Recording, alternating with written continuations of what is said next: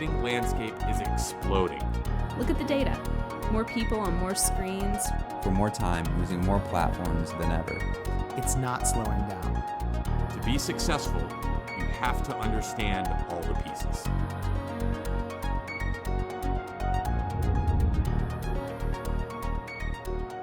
Hello everyone, my name is Chris Gummersall and I've spent my entire career dedicated to three things: marketing, technology, and creativity. And there's never been a better time than right now to be a part of the intersection of those industries.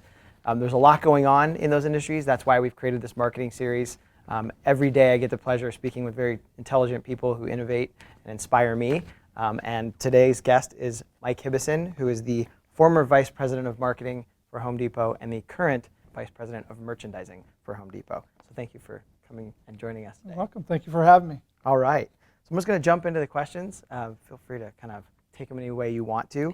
But the first question I have is, obviously you have a lot going on in your marketing mix, right? You're hitting people at all different, different personalities. You're hitting people when they are in certain moods or at certain places. There's just a lot. You cover a lot of ground with marketing in general. How do you move people from the first exposure to something you're trying to get across, whether it be a campaign for the year or a product, all the way until when they come into the store and actually purchase it, or if they purchase it online? You have a lot of steps through that funnel.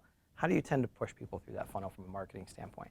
Well, I think marketing is very different today than it was 10, 15 years ago. Today, we have to be very aware of where the customer is in their purchasing funnel, where they are in the marketing funnel. So when they're beginning their purchasing funnel, they may be very high level. So if someone is interested in remodeling a bathroom, for instance, they're probably not thinking about a specific product that they're interested in purchasing.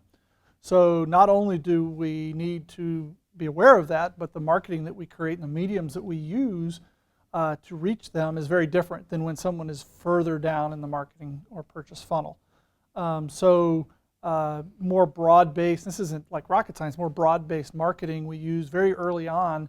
By that I mean someone has raised their hand and maybe gone on and searched for bathroom remodel in a very high-level way.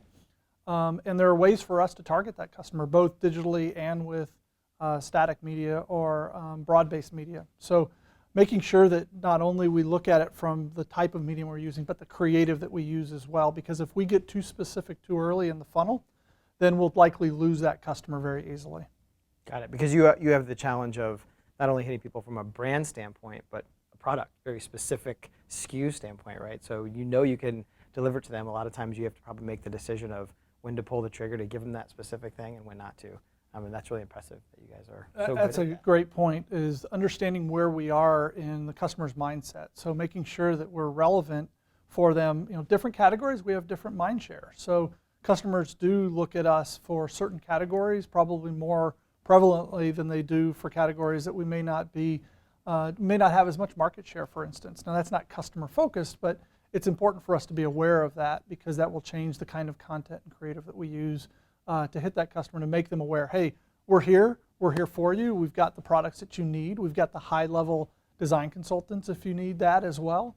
So come into our store and see what we have, or go online to see what we have there as well. Awesome. And speaking of many pieces of creative and many things to deliver, you work with a lot of different companies to get that done, right? Vendors, agencies, lots of different agencies, all of different disciplines. And so using all of those different agencies to kind of broadcast the same message out, I would think it's important to kind of keep them all on the same page and make them collaborate and force kind of them in the same direction, whether it be for a campaign or for a specific initiative. How do you go about? Yeah, it's funny you use two words that I probably wouldn't use when we describe the process, and that's make and force. They have to want to do it. They have to be want to be that collaborative type of agency. And so the first step in that is finding agencies that want to collaborate, knowing that their place in our business may be different from campaign to campaign or from customer to customer. And so when we find agencies that want to collaborate with other agencies and with us, then we just start the process. And when we start the process, that means usually having some kind of an alignment meeting with, okay, who are we targeting and what's the message that we want to target them with. Once we have that, it's about having these constant collaboration steps, sharing information. The great thing in today's age versus 10 years ago is we can share things via email and digitally through secured servers, and collaborate all the time and get things done a lot faster. Awesome. And you've, beyond Home Depot and beyond your core campaigns, obviously you have extensions of your brand and sponsorships and activations you do, and other brands you've worked for. And one thing that I've seen pop up a lot is obviously media spend and dollars are being fragmented over and over and over again, right? You're spending in different places. You're buying that attention of different users and consumers in different places.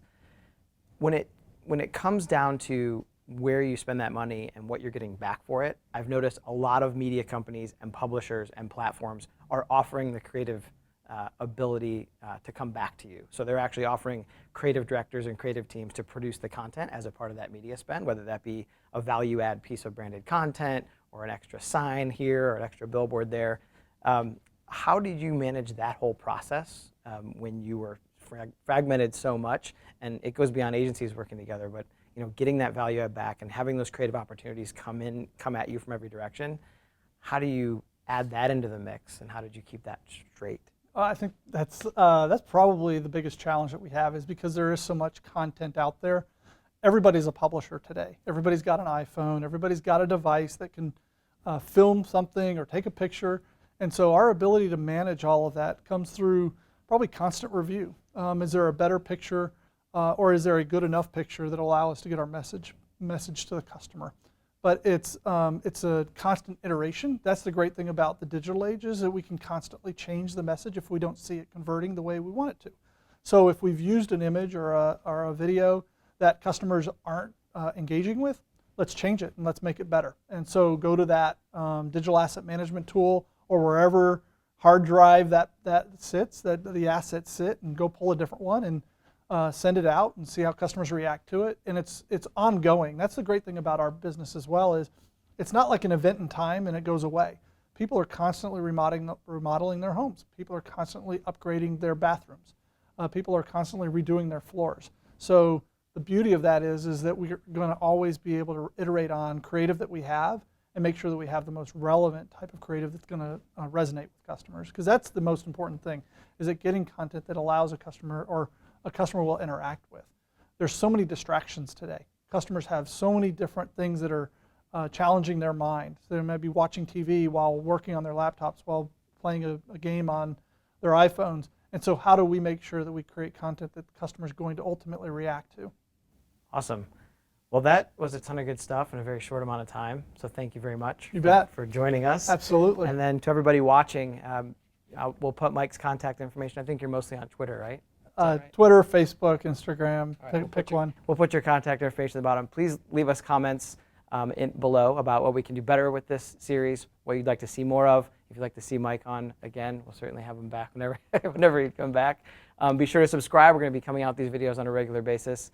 So thank you very much for joining, and have a good day.